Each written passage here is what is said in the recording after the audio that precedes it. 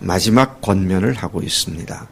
그리고 마지막 인사를 함으로써 그의 편지를 끝맺고 있는 것이죠. 13절부터 20절까지는 그가 그들에게 향한 강력한 권면의 말씀이고요. 21절부터 23절은 고린도 교인들에 대한 바울의 축복의 인사가 됐죠. 그래서 바울은 제일 먼저 이 마지막 권면에서 13절에 보니까 깨어 믿음에 굳게 서서 남자답게 강건하라. 이 짧은 한 구절에서 네 가지를 권면하고 있는 것을 봅니다. 현대인의 성경을 보니까 이렇게 되어 있어요. 깨어 있으십시오. 믿음에 굳게 서 있으십시오. 용감하십시오. 그리고 힘을 내십시오. 짧은 한 구절에 아주 압축해서 마지막 인사를 이렇게 했구나. 그런 사실을 보게 됩니다. 다시 보면 깨어 있으세요. 믿음에 굳게 서 있으세요. 용감하세요. 그리고 힘내세요. 자, 이런 말씀으로 고린도 교인들에 대한 마지막 권면을 하고 있는 것이죠. 깨어 있으라.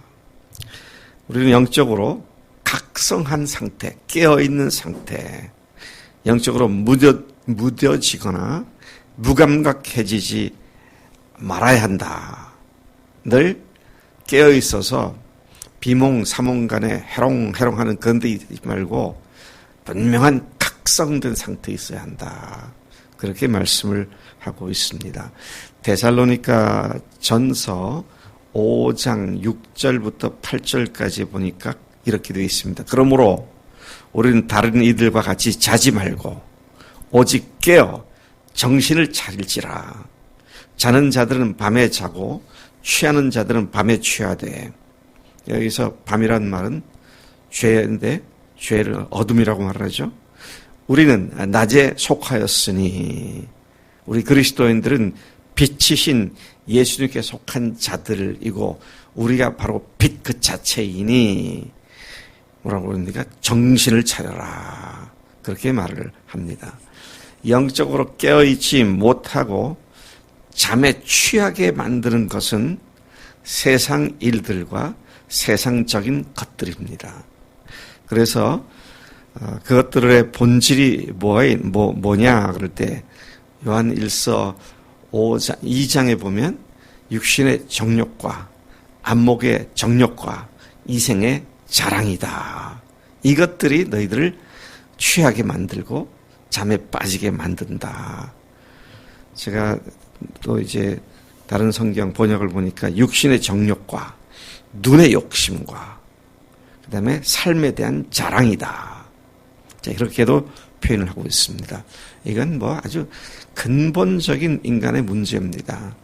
보암직도 하고 먹음직도 하고 지혜롭게 하게 할 만큼 탐스럽게도 했다.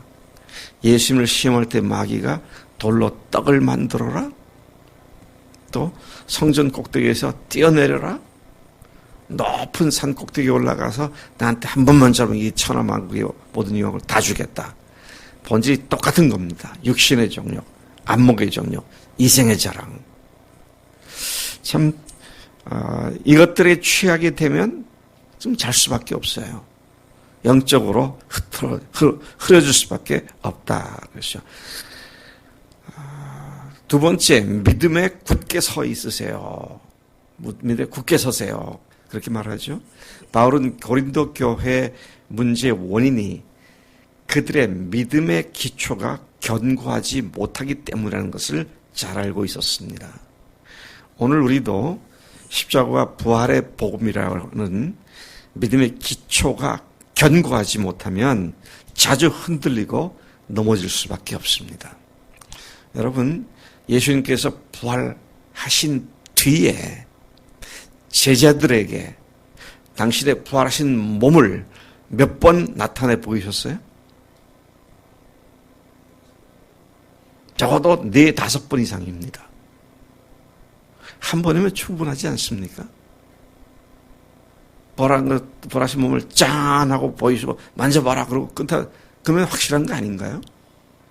근데 왜 4번, 5번 반복해서 나타나셨나요? 그들이 헛것을 봤다거나 그들이 뭐 잘못 봤다거나 이런 소리를 하지 않도록 부활하신 사실을 견고한 사실로 그들이 확증할 수 있도록 그렇게 4번, 5번 나타내 주신 것을 보게 됩니다.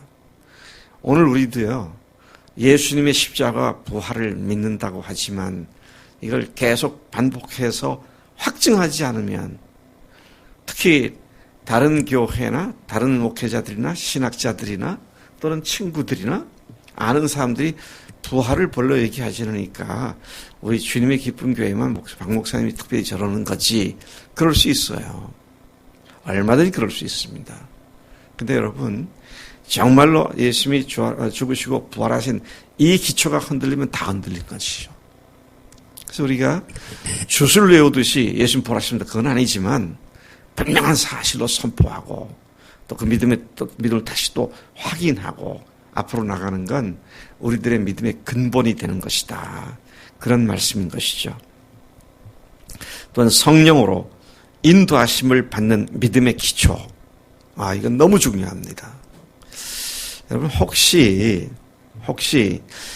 성부 하나님도 알겠고 성자 예수님도 알겠는데 성령 하나님은 정말 하나님인가? 그런 생각 안 하세요? 네. 성령 하나님이 하나님이시니까 그런가 보다 하지만 그분께서 나에게 어떻게 말씀하시는지 잘 모르겠고 그분의 음성을 듣는 것도 모르겠고 혹시 그러진 않습니까? 네. 우리가 조심해야 됩니다. 그분이 하나님이세요. 하나님인 줄 모른다면 그 믿음이 도대체 뭔 거예요? 그래서 여러분 영적인 것은 성령께서 깨닫게 하시잖아요. 또 우리로 하여금 회개케도 하시고 다시 주님 앞에 힘을 갖게도 하시고 용기를 갖게도 해주시고 또 순종하니까 나는 엄두도 못 내던 일들을 나를 통해서 행하시는 걸 보시고 전 임동면 집사님이 두 치매에 걸리신 80이 넘은 두 노인분들을 전도하고 또 가서 다시 또 확인하고 하는 걸 보면서 이게 도대체 가능한 일인가? 얘기를 들으면서 또 그렇게 위해서 기도하면서도 너무 놀래가지고요. 여러분 예수를 믿는 것 이 사실 자체 요 하나만 해도요 어마어마한 이적입니다. 다은이 얘기해봐. 2000년 전에 박혁거세가 코골이를 했대. 믿을 수 있어 없어?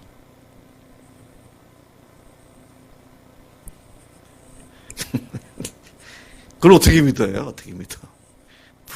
누가 지어 만들면 그런 소리 하는가 보다 하고 말지. 근데 2000년 전에 예수님이 우리 죽으셨다. 그것도 다은이를 왜 죽으셨다. 그리고 다은이가 의롭다고 칭하기 위해서 다시 살아나셨다. 그걸 어떻게 믿어? 저 맨정신 가지고. 희한한 겁니다. 그때 너무 감사하고 감격스럽게 또 그 믿음 때문에 내가 목숨까지도 주님 앞에 드려야겠다고 이런 믿음을 갖게 하는 것이 누가? 성령께서 하시는 일이죠. 성령으로 하지 않고는 누구든지 예수를 주님이라고 할 수 없다. 그렇게 말씀하셨잖아요. 자, 그런 의미에서 믿음에 굳게 서라. 너희들이 믿고 있는 그 믿음이 흔들리지 않도록 굳게 서라. 그렇게 말씀합니다. 그게 서면 그 다음에 뭐예요? 용감하십시오입니다. 그게 분명하면 뭐가 두렵습니까? 주님이 성령님께서 지금 나와 함께 하시는데 두려울 이유가 없죠. 이 말은 믿음의 사람들을 위협하고 믿음대로 살지 못하게 방해하는 자가 있기 때문에 이 말을 한 것이죠. 이런 방해하는 자가 없으면 이 말할 필요도 없죠. 그 놈이 누군지 우리가 잘 알고 있습니다. 마귀란 놈 아닙니까? 마귀란 놈이 공격하는 전형적인 방법 중에 하나가 우리를 낙심하게 만들고 두렵게 만들고 우리라금 정말 어떻게 해야 할지 몰라 당황하게 만드는, 이게 마귀의 전형적인 공격 방법이 아닙니까? 그러나 어떻습니까? 우리는 이미 세상을 이기신 예수님을 주님으로 모시고 그분께서 보내주신 보혜사 성령님이 우리 안에 함께 계시며 모든 악한 마귀를 제어할 수 있고 이길 수 있는 능력을 주신 우리들인데, 그 사실이 분명하면 우리가 두려워할 거 없죠. 용감해질 수가 있습니다. 자, 그래서 요한일서 5장 4절부터 5절까지 이렇게 말합니다. 무릇 하나님께로부터 난 자마다 세상을 이기느니라. 세상을 이기는 승리는 이것이니 우리의 믿음이니라. 예수께서 하나님의 아들이심을 믿는 자가 아니면 세상을 이기는 자가 누구냐? 세상 없는 누구도요, 예수님을 하나님의 아들로 믿고 그분을 주인으로 모신 자가 아니면 세상을 이길 자가 없습니다. 종종 자기 신념을 위하여 목숨을 버리는 자가 있다 할지라도 세상을 이길 수 있는 자는 아무도 없어요. 그거 이기려고 몇십 년을 수도하고 여전히 금욕주의를 주장하면서 그렇게 하지만 끝까지 외적으로는 이긴 것 같아 보이지만 내면 속에 있는 수많은 죄악들에 대해서 그들이 극복하지 못하고 다 죽습니다. 근데 예수님을 주인으로 모신 우리는 겉과 속을 다르게 만들 수 없는 우리들이기 때문에 주님을 의지하고 성령님을 의지할 때 능히 승리하는 경험을 우리가 날마다 하게 하신 줄로 믿습니다. 시 56편 11절에서도 이렇게 말하죠. 내가 하나님을 의지하였은즉 두려워하지 아니하리니 사람이 내게 어찌하겠느냐. 야, 참 놀라운 시편 기자의 선포가 아닐 수 없습니다. 자, 용감하십시오. 그리고 뭡니까? 힘을 내세요. 힘을 내십시오. 부활의 소망을 가지고 사망을 우습게 여기는 우리에게 들을 것이 없고 거칠 것이 없기 때문에 더욱 힘을 내어 주님의 일에 헌신하라고 격려하고 있습니다. 지금 16장에서 이 말하고 있죠. 근데 15장에서 부활을 탁 얘기하고 난 뒤에 58절에 그렇게 말씀하지 않습니까? 그러므로 형제들, 내 사랑하는 자들, 형제들아, 뭐랍니까? 견실하며 흔들리지 말며 항상 주의 일에 더욱 힘쓰는 자들이 되라. 견고하며 흔들지 말며 더욱 항상 주의 일에 힘쓰는 자들이 되라. 이는 너희 수고가 주 안에서 헛되지 않은 줄을 알미니라. 우리가 힘을 내야 할 이유가 예수님께서 부활하셨고 오늘 성령님께서 우리와 함께 하시고 우리와 함께 하시는 예수님은 세상을 이기시고 마귀를 완전히 이겨버리신 그분이시기 때문이다. 자, 그리고 이제 14절에 바울은 계속해서 중요한 말을 합니다. 모든 일을 사랑으로 행하라. 그렇게 고면을 하죠. 에베소 4장 15절을 보니까 오직 사랑 안에서 참된 것을 하여 범사에 그에까지 잘할지라. 야, 이거 참 중요한 말입니다. 참된 것을 행하고 참된 말을 해도 사랑 없이 할 수 있습니다. 특히 주님의 일을 한다고 하는 사람들이 이런 잘못에 빠질 때가 종종 자주 있어요. 연약한 형제들 때문에 화가 나가지고 바른 말을 하면서도 그것을 짜증스럽게 정죄하는 느낌으로 할 수가 있습니다. 바른 말을 하는데 그렇게 할 수 있어요. 참 웃기는 일입니다. 틀린 말을 안 해요. 나라야 너 이렇게 하면 안 돼. 뭐 이러면서 막 해줄 수 있어요. 근데 속에는 화가 나 있어요. 나라가 이것밖에 안 돼. 이거 막 이러면서 말이죠. 바른 말을 해주는 거예요. 근데 그건 바른 사랑이 아닙니다. 그런데 그건 다 알아요, 사람들이. 바른 말을 하는 것 같지만 나를 미워하는구나. 그건 잘 알아요. 부모들도 자녀들 조심하게 대해야 합니다. 부모들이 사랑하기 때문에 애들을 때린다 그러죠? 8, 90%는 거짓말이에요. 화가 나서 때리지, 화가 나서. 신경질 나가지고, 열받아가지고. 근데 애들이 그걸 알아요. 그래서 중학생, 고등학생, 청년들 되고 나면 너에게 가장 상처를 많이 준 사람이 누구냐? 우리 아빠예요. 아빠가 언제 틀린 말로 가르쳤을까요? 바른 말을 했는데 애는 아빠를 가장 미워하게 됩니다. 왜? 사랑으로 하지 않았기 때문에요. 우리가 다른 사람들을 섬기고 돕고 전도하고 할 때에 전도할 때도 마찬가지예요.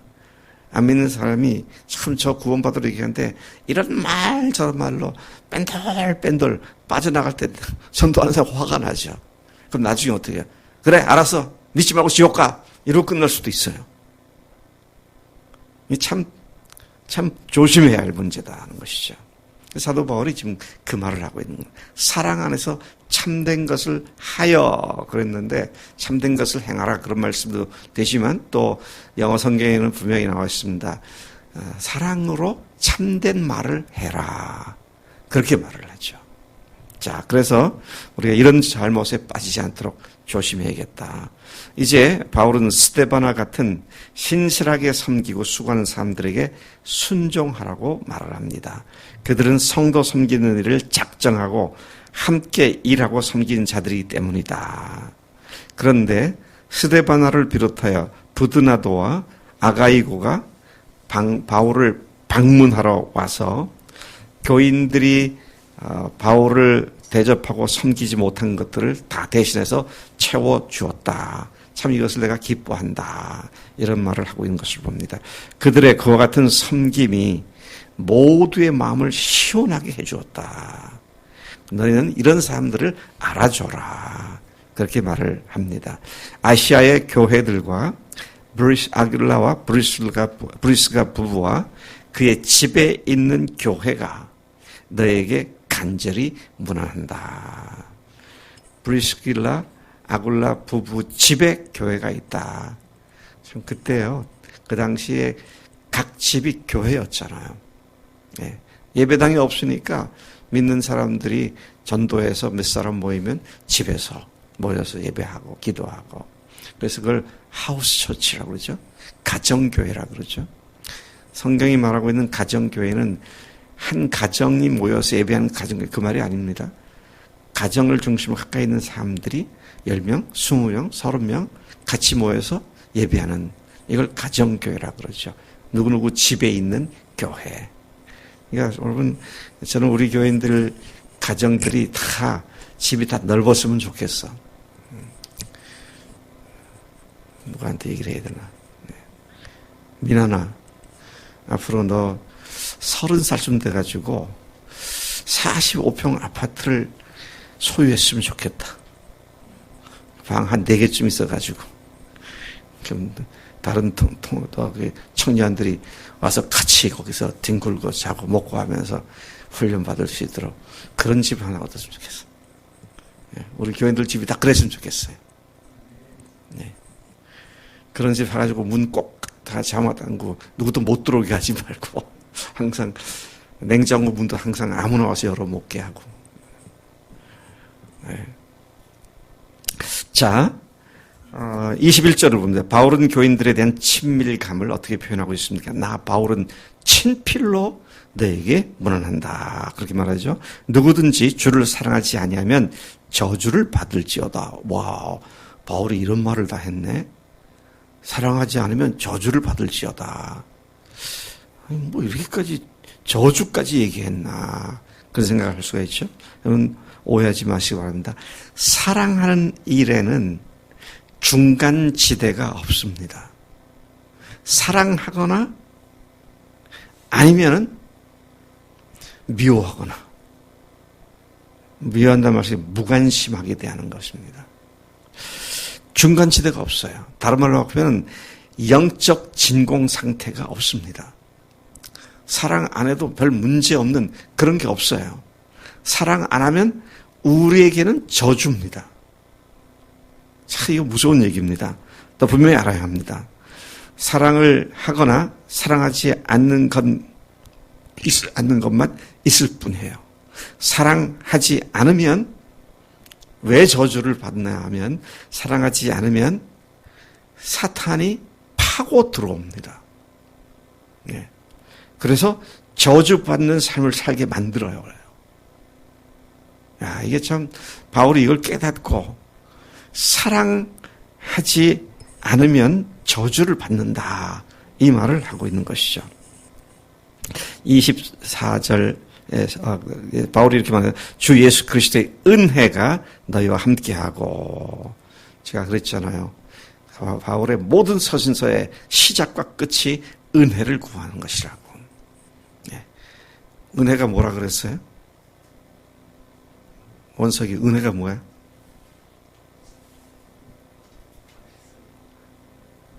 받을 만한 가치가 없는 자를 선하게 대해주시는 하나님의 성품이다. 그 은혜를 항상 깨닫고 오늘도 이 은혜가 나에게 넘치는구나. 그렇게 나아갈 때 우리가 깨어있는 삶을 살 수가 있기 때문이다. 나의 사랑이 그리스도 예수 안에서 너희 무리와 함께 할지어다. 정말 이 바울이 고린도 교인들을 향한 그의 애절한 사랑을 이렇게 표현했어요. 내가 너희들을 사랑하는 내 사랑이 너희 모두와 함께 있기를 정말로 내가 원한다. 그렇게 말을 하죠. 우리가 항상 구할 것은 그분의 은혜며 받을 만한 가치가 없는 자들을 선대해 주시는 하나님의 은혜가 우리를 더욱 자라나게 합니다. 사랑이 우리를 그분처럼 자라나게 한다. 꼭 기억하세요. 우리를 자라나게 하는 것이 주님의 사랑이라고. 사랑하는 자가 주님과 같이 성장하게 되는 것이라고. 하나님 아버지 감사합니다. 이 아침에 고린도 교회에 대한 편지를 마치면서 바울이 권면한 그 말씀이 오늘 우리의 심령에 깊이 박히게 하시니 감사합니다. 하나님, 우리가 참으로 깨어 있어서 강건하여서 또 용감하여서 주님 사랑 안에 참된 것을 말하고 사랑으로 자라가는 주님의 은혜가 항상 넘치는 우리의 삶이 되도록 인도하시는 줄로 믿습니다. 그 삶을 오늘도 놓치지 않고 앞을 향해 달려가는 복된 하루가 되게 하실 줄로 믿습니다. 감사합니다. 예수님의 이름으로 기도로 삼나이다. 아멘. 아멘.